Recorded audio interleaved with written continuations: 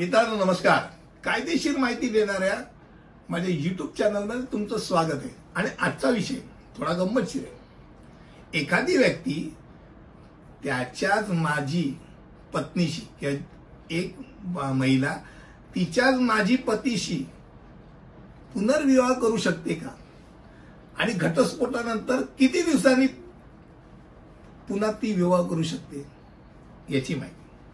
पहिली गोष्ट, घटस्फोटित स्त्री जी असते, जिने आपल्या पतीला घटस्फोट दिलेला आहे, त्यानंतर ती पुनर्विवाह करण्याचा विचार करतच असते. असं बऱ्याच वेळा झालं की बाई पहिला पती होता, त्या पतीशी काही गोष्टींमुळे खटके उडले, डिवोर्स झाला, घटस्फोट झाला, दुसऱ्या व्यक्तीवर लग्न केलं, आणि नंतर तिच्या लक्षात आलं की बाबा दुसऱ्या नवऱ्यापेक्षा पहिला नवरा तर खूपच चांगला होता,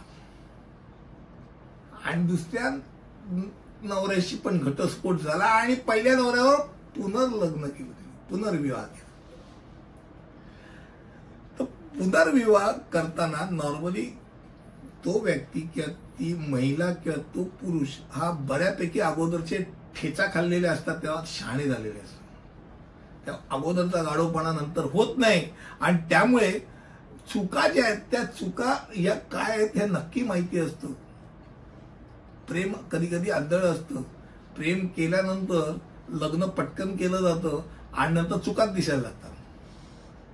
पण घटस्फोट दिल्यानंतर त्याच व्यक्तीमधले गुण काय होते हेही लक्षात यायला लागतं, आणि मग अशा वेळेला पुनर्विवाहाचा विचार होतो. आता महत्वाचा दुसरा भाग, नॉर्मली आपल्याकडे म्युच्युअल डिवोर्स असतो, संमतीने घटस्फोट असतो, त्यावेळेला जेव्हा कोर्टामध्ये दोघेही सांगतात की आम्हाला घटस्फोट द्यायचा, 6 महिन्याचा कालावधी तेवढ्याच करता दिला जातो की परत एकदा त्यांना सेकंड थॉट आहे का, परत येण्याचा विचार आहे का, त्याकरता तो दिला जातो.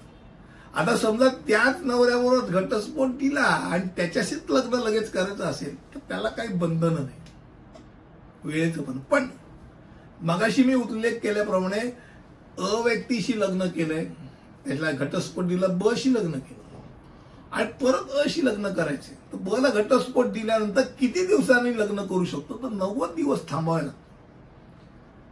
कारण संबंधित कुठचाही घटस्फोट आहे त्याच्या विरोधात अपील करण्याचा अधिकार त्या पतीला पण असतो. मग काय अपील विपील केलं नाही ना, सगळं क्लीन शीट आहे, तर मग काय मिया बीबी राजी तो क्या करेचा काजी, लग्न करू शकतात. आजचा विषय करू शकतात, कारण माझ्या वकिली करिअरमध्ये मी एकाच व्यक्तीने एकाच बाईशी 3 वेळा घटस्फोट आणि 4 वेळा लग्न केलेली हा एक्सपिरियन्स मी घेतलेला आहे. लग्न घटस्फोट, लग्न घटस्फोट, लग्न घटस्फोट आणि लग्न, 4 वेळा लग्न आणि 3 वेळा घटस्फोट एकाच माणसाने एकाच बाईशी. असंही आहे, म्हणजे असं नाही की नाही. तर असं आजचा विषय जो होता, एखाद्या व्यक्ती तिच्या माजी पतीशी पुनर्विवाह करू शकते का या विषयावरती मी तुम्हाला सांगितलं.